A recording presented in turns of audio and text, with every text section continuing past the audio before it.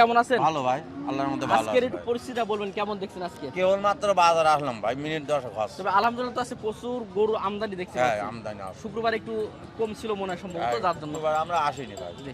প্রিয় দর্শক এই ভাইয়ের কাছে যে দুইটা বাছুর এখানে আছে দেখেন বাছুর দুইটা আগে আপনাদের দেখাই যে কত চমৎকার কত সুন্দর একটা বাছুর। এটা কি জাতের বাছুর বলা হয়? খায়াল জাত।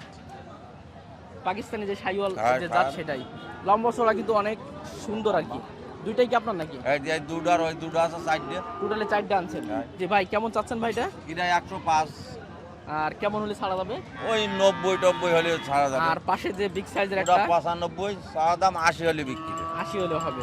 এ দুটো খুব পারফেক্ট গরু আর এর আবার দেশি আছে মনে হয়।